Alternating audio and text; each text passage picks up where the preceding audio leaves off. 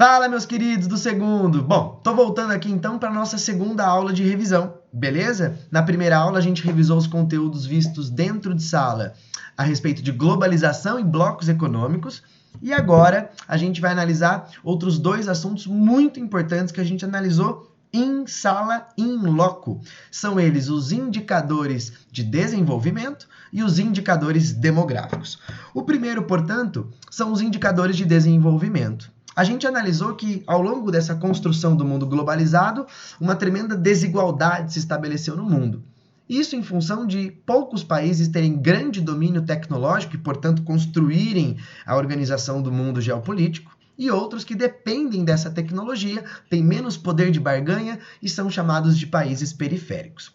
Como que a gente analisa essa desigualdade e quais são os elementos utilizados para isso? Essa aula é importante para a gente analisar a diferença desses dois principais indicadores, o IDH e o índice Gini. O IDH é um índice que varia de 0 a 1.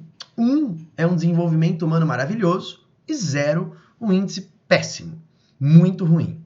Ele analisa o desenvolvimento de cada nação a partir, de 3 indicadores socioeconômicos. O primeiro é a renda per capita, que é um dado econômico a respeito de como o país está desenvolvendo sua economia.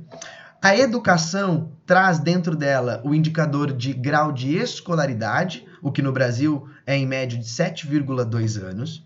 E o terceiro é a questão de saúde dentro do indicador da expectativa de vida, que no Brasil é em torno de 75 anos, porém a mulher tem uma expectativa de vida maior do que o homem no nosso país. Compilando essas informações, ele consegue chegar nesse número de 0 a 1. Olha a posição do Brasil. Hoje, o valor atual já é de 0,759.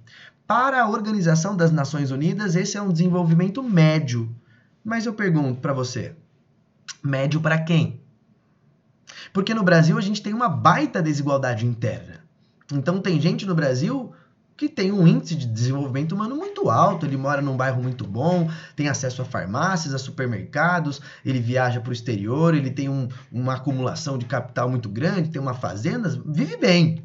Só que tem gente no nosso país que não tem casa, que não tem emprego, que trabalha de informalidade, cada dia luta pela sua sobrevivência. Então, o IDH, ele não mostra essas desigualdades internas de cada nação. E é por isso que, além do IDH, a gente precisa do índice Gini. O índice Gini, ele é um indicador muito importante porque ele analisa justamente essa desigualdade interna, relacionando os 10% mais ricos de um país com os 10% mais pobres. E justamente ele vai analisar o tamanho dessa desigualdade. A gente, portanto, quando analisa o índice Gini, começa a ter mais informações sobre as estruturas internas de uma nação. Só que o Gini ele varia de 0 a 1, diferentemente do IDH, 0 é um país que distribui bem a renda. E 1 é um país que concentra muito a renda. Então, se o país ele distribui mais a renda, mais pessoas têm acesso à saúde, mais pessoas têm acesso à educação, o país tem tendências de ter um IDH melhor. Mas quando o índice ele é próximo de 1, o país concentra muito a renda e não distribui, os problemas socioeconômicos são muito vivos. E, portanto, a gente começa a analisar um mapa do índice Gini no mundo. Olha o Brasil. O Brasil é um país que concentra bastante renda. No mapa, quanto mais escuro, maior é a concentração de renda. Então, o Brasil é um país que concentra bastante sua renda. E quando a gente olha para o mapa do IDH, a gente começa a analisar que o Brasil tem um IDH médio. Não é muito baixo como na África, mas não é muito alto como em outras nações do mundo, digo, os países do norte. Então é importante a gente começar a estabelecer essas relações. E na prova vocês foram questionados a respeito disso. Uma tabela que você tem que compreender a análise do índice Gini e compreender que o Brasil é um país que concentra muito sua renda. Por último, pessoal, o último conteúdo de extrema importância para vocês é a questão dos indicadores demográficos. A gente analisou vários indicadores, taxas de natalidade, mortalidade, expectativa de vida, mortalidade infantil, renda per capita, enfim. E vimos que esses indicadores são fundamentais para a organização da nossa sociedade, para futuras políticas públicas dentro de municípios, estados, do corpo federativo, então elas são imprescindíveis diante de uma organização social. Porém, o O indicador que para vocês é o mais importante agora é o crescimento vegetativo, aquele que mede o grau de crescimento populacional dos países. E a gente não pode se esquecer disso. Países subdesenvolvidos estão na segunda fase de transição demográfica. São países que vivem explosões demográficas, alta natalidade e uma queda da mortalidade.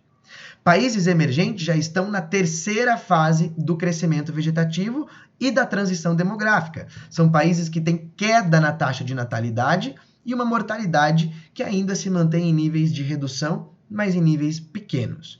É um país que a taxa de natalidade diminui porque a mulher entrou no mercado de trabalho, porque a gente tem um filho com muito custo de vida, um país que se desenvolve, é um país que o custo para viver é mais caro.